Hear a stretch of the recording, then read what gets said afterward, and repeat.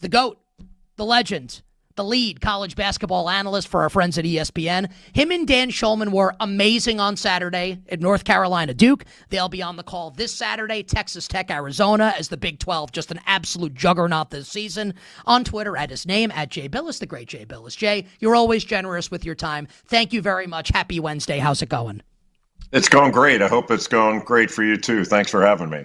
Oh, thank you for coming on the show. And it is going great. And had great games last night in college basketball. Purdue and Nebraska goes to overtime. A.J. DeBonsa and BYU with the big comeback on the road at Baylor. Curious, Jay, before we get into the specifics, just your macro opinion of this season. Like, I'm buzzing about it every single day. So much to talk about every single day. Do you feel like this is kind of one of maybe the best college basketball seasons thus far to this point in your lifetime watching college hoops? I don't know about my life. My lifetime's been a lot longer than your lifetime, so I don't know about that. And sometimes, when you're younger, you tend to romanticize things, especially looking in the rearview mirror.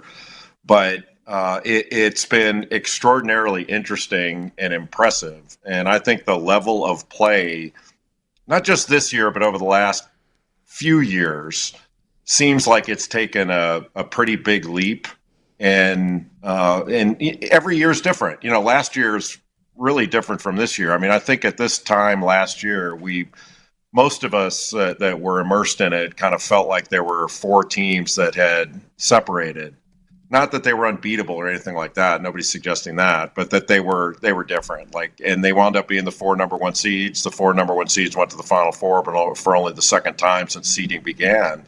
The other time was 2008. And this year's different. I think maybe 2 teams have separated, Michigan and Arizona. Both have lost once. But what sets this year above, I don't want to say above, but what makes it unique or maybe a little bit special relative to some others is the overall quality and depth of the freshman class.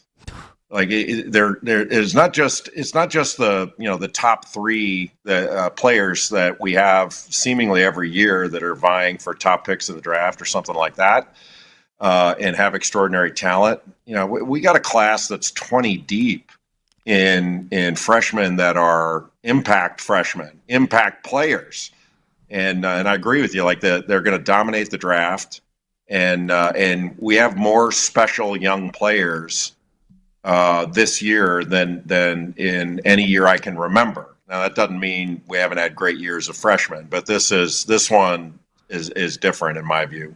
It's unbelievable, and we see it on a night in, night out basis. And Jay, I was hoping that we would see it on Monday night with the presumptive number 1 overall pick in the draft, Darren Peterson from Kansas. And when he plays, he's electric. And I understand this is high praise, and I'm not saying he would ever get there, but he kind of looks like a young Kobe Bryant. I'm not trying to say he'll be like Kobe, just that he's really, really good. And I think, the betting markets at least think that he's a cut above the rest of the freshmen in this class as it concerns the NBA draft. And he doesn't play on Monday, and Kansas still beats Arizona, knocks Arizona from the ranks of the unbeaten. Just curious how you view this Peterson-Kansas saga moving forward, because it feels like without him, maybe they could make the Final Four. With him, they could probably win the national championship. Just, can you count on him to play? So Jay Bilas' thought here on Kansas and Darren Peterson moving forward will be a massive story heading into the tournament.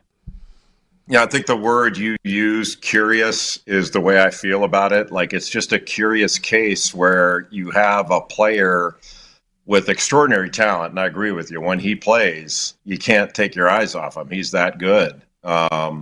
The most effortless shot maker in the college game, and he's just an incredible talent, and he can deliver on that talent when he plays. But he hasn't been available to play full games very often. And when he gets a full game, like he did against Texas Tech, and hit those big shots at the end for Kansas to win on the road in a really difficult environment, you tend to have this feeling of God, how could I be denied this every game?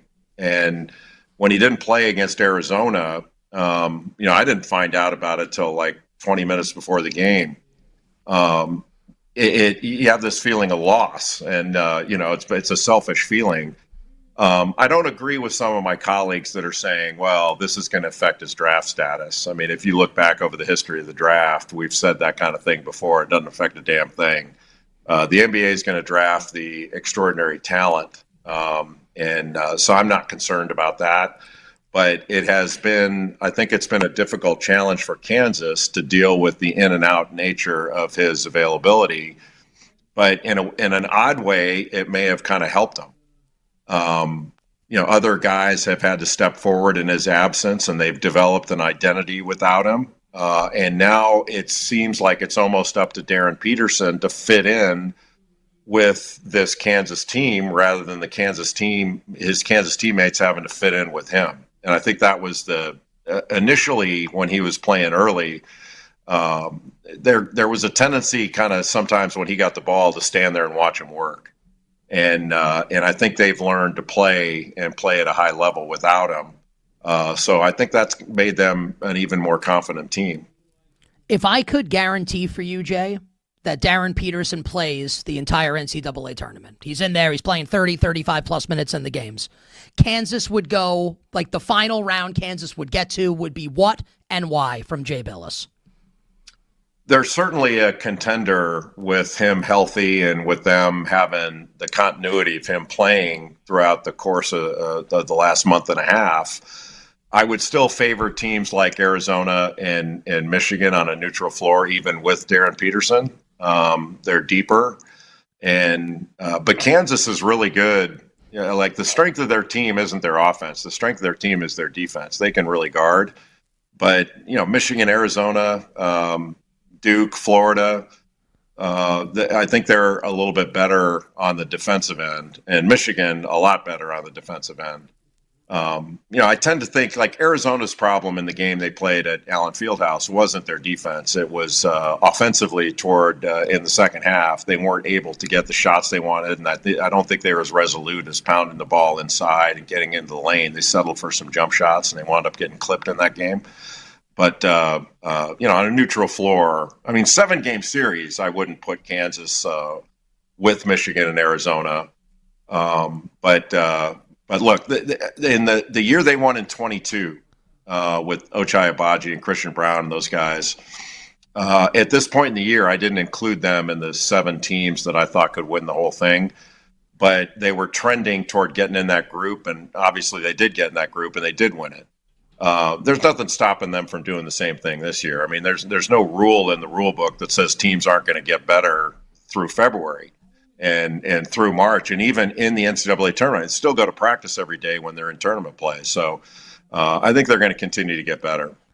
Jay Bilas here with us on the show. I'd love for you to delve a little bit more, Jay, into Michigan and Arizona, right? And I think you had even said earlier in this interview that those are the 2 teams that have really set themselves, and there are other great teams, right? But those are the 2 best, both taking 1 loss with Michigan and Arizona. You mentioned the depth of those teams maybe being a factor in setting them apart. But if I asked you to really tell us and our audience why those are the 2 best teams, Arizona and Michigan, you would say what and why?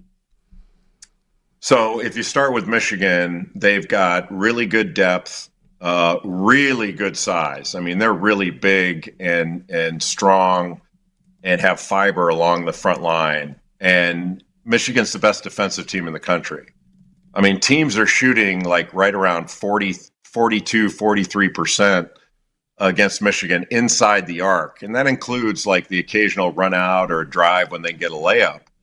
And they're limiting teams to under 30% from 3 on the season. They got clipped at home against Wisconsin where they gave up 91, which is kind of shocking to me. But they've got really good personnel. I think the transfer they got from UAB, Yaxel Lendeborg, last year only 2 Great players led their teams in scoring, rebounding, assists, steals, and blocks. It was Cooper Flagg at Duke, who's the number 1 pick in the draft and who's crushing it in the NBA right now, and Lendeborg. So they've got really good players and a great mix of youth and experience. But that size is meaningful. Like Ade Mara, who started his career at UCLA, he's like 7'3". He just covers up the lane. So their perimeter defenders can get out and guard without concern for letting their guy get by them on a drive or cut or whatever, because they've got size behind them that can really affect play. And for Arizona, like Arizona's been a contender in past years, but I don't think they've been as complete a team as this one is. And I know we're talking about them coming off their only loss, but they've got good guards like Jaden Bradley and Braden Burries are excellent guards, and Burries is an outstanding shooter, just a freshman. And then their big guys are legit. Krivas is 7'2", and he must have blocked 5 or 6 shots against Kansas. Excellent. He had 15 rebounds. He's just an excellent big guy that's really improved his offensive game. And Bradley, who transferred in a couple years ago from Alabama, he came in not being able to shoot it, and he can shoot it now. He's not a 3-point specialist, but Arizona doesn't shoot a lot of threes. They're more of a high-low, get it inside, get to the free throw line team, but they are legit, and they're every bit the equal, in my view, of Michigan. And missed a couple bunnies, obviously, on Monday night against Kansas that might have won them the game. To your point, Jay, offense more of the problem for Arizona on Monday night.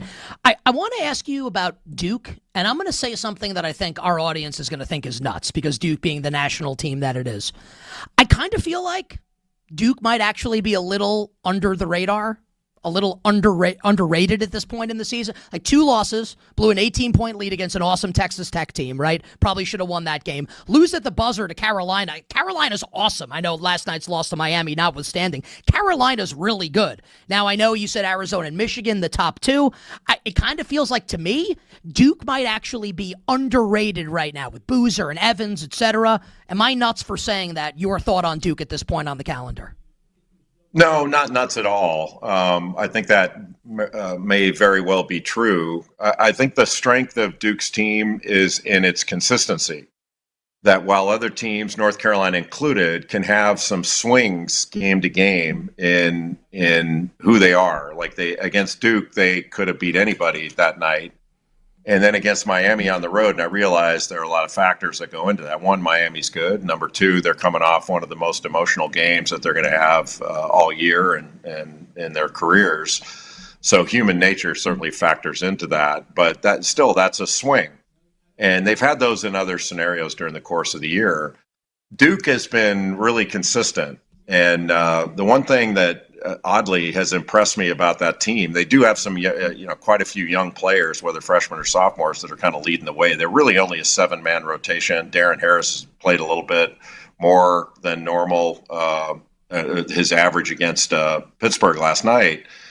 But they've had some games where they didn't perform at a high level in the first half. And then, I don't want to say they flipped a switch, because I'm not sure I believe in that, but they were able to refocus and play their best in the second half. And that's not easy to do, and it's not the norm, especially for a young team. But their first 6, maybe in their first 7, are very good. And it's a team where Cameron Boozer has to carry a major load, and he has. I mean, I can't remember who I was talking to the other day, but we were talking about Boozer. I'm like, what's his worst game? Right. And we kind of looked at it. His worst game was like 14 points, 5 rebounds, and two assists. You're like, for most freshmen, that'd be one of their better games. And he's the front runner for Player of the Year, and he's really a difficult challenge. And I think you're going to see teams are doubling him even more, and they're willing to take their chances with somebody else. They want to get it out of his hands. Yeah, in a win against, I think that this is Northern Iowa maybe, on November 21st. He had 14, 5, and 2 as Duke won by 58 in that game. So been a great season for Cam Boozer. Final question, Jay. I would love for you to give us a team that you think right now people are not talking about for whatever the reason, that you think could make a run coming up in conference tournament play and into March. There are a few that can make a run. It kind of depends on what you think a run means. Say second weekend or beyond. Well, second weekend, there are 30 teams that can get to the second weekend. 16 of them do. But I tend to think that a team like Nebraska, who's never won an NCAA tournament game in their program's history, they're legit. And they played poorly in the first half against Purdue last night, and still had not only a legit chance to win. You could argue they should have won in that overtime, and that was just, I think, their third loss. And I was actually more impressed by Nebraska in their first loss of the season when they lost to Michigan. They've got a player named Rink Mast, who is a big guy that can shoot it from three. He's their best passer and best playmaker, especially in the middle of the floor. And they run beautiful offense. Like they're passing, they're cutting, they're really difficult to guard. And Purdue had a heck of a time doing it, even when they had a 20-point lead. That thing evaporated, and all of a sudden they had to pull something out. I mean, if Purdue hit their free throws in regulation, they would have won in regulation. But another team I would say is St. Louis. That may be off of people's radar. They're coached by a guy named Josh Schertz, who was at Indiana State before he came to St. Louis last year. And talk about an offensive genius. Like he's a savant. And, St. Louis has only lost one game. They're in the Atlantic 10. They can really shoot it. Another team that's really difficult, like their offense, I don't want to call it intricate, but it's difficult for defenses to figure out. And they hunt great shots. Like they're not looking for good shots. They're hunting great ones, and they get them. So St. Louis is one of those teams that in your bracket, I would take I don't even think it's a flyer, because they're gonna unless they wind up playing a Michigan or Arizona in the second round, they're gonna beat somebody. Our engineer, Jay, on the show, Kenny Henderson is his name, is a college basketball and sports super fan.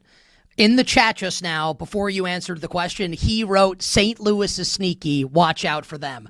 Do you think Kenny Henderson knows ball? Our engineer here on You Better You Bet.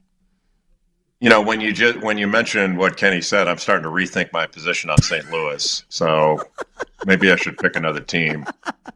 What's the best thing you ate at your Super Bowl party to close? My wife got these ridiculous quesadillas from a place near where we live called Reed's. So she was taking credit for making them, and I tried to remind her that heating them up is not. Does not. She was like the wife in Talladega Nights, laying out the Taco Bell and the Domino's and everything, saying she slaved over that dinner. Can I got you just like a quesadilla thought? I love I have like a really strong quesadilla opinion.